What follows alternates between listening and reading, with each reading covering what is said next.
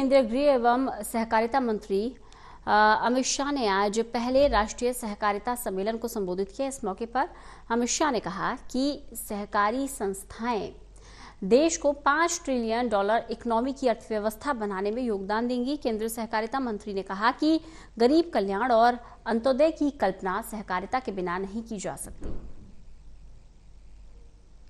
सहकारिता सम्मेलन में बोले सहकारिता मंत्री अमित शाह ने कई बड़ी बातें कहते हुए सहकारिता आंदोलन को देश के लिए वक्त की जरूरत करार दिया।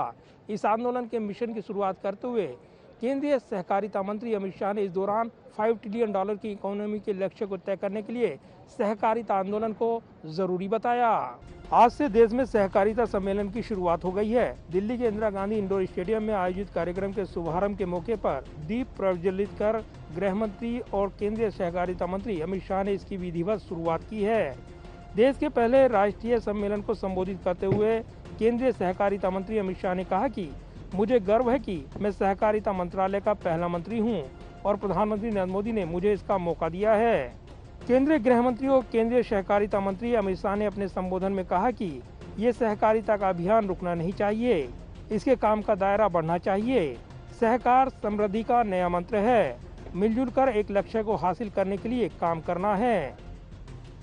केंद्रीय सहकारिता मंत्री अमित शाह के मुताबिक $5 ट्रिलियन इकोनॉमी वाले देश की क्षमता हासिल करने के लिए सहकारिता बेहद जरूरी है। इसलिए मैं इस मंत्रालय का प्रमुख होने के नाते खुद को गौरवान्वित महसूस कर रहा हूं। सहकारिता मंत्री अमित शाह ने आगे कहा कि सहकारिता से लाखों परिवार जुड़े हुए हैं। सहकारिता गरीबों और पिछड़ों के विकास के लिए है।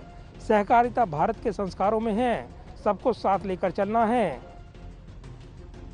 केंद्रीय सहकारिता मंत्री अमित शाह ने कहा कि इफ्को ने गरीब क्रांति को एक नई दिशा देने का काम किया है। अमूल से 80 किसान जुड़े थे जो बड़े कारपोरेट नहीं कर सकते थे, वो अमूल ने कर दिखाया। आज 36 लाख किसान अमूल के साथ हैं। बहुत कम लोगों को पता होगा कि लिज्जत पापड़ भी सहकारी है। अमूल और लिज्जत की सफलता में देश की महिलाओं का बड़ा योगदान है। इस दौरान केंद्रीय सहकारिता मंत्री अमित शाह ने कहा कि मैं सहकारिता मंत्री होने के नाते देश भर के नेताओं और कार्यकर्ताओं से कहना चाहता हूं कि अब लापरवाही का समय समाप्त हो गया है, प्राथमिकता का समय शुरू हुआ है। इसलिए सब साथ मिलकर सहकारिता को आगे बढ़ाएं। सहकार से समृद्धि हमारा नया मंत्र है।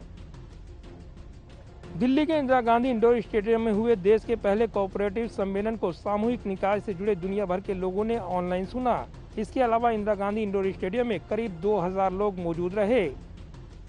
ये सम्मेलन इफ्को, भारतीय राष्ट्रीय सहकारी संघ, अमूल, सहकार भारती जैसे निकायों द्वारा आयोजित किया गया।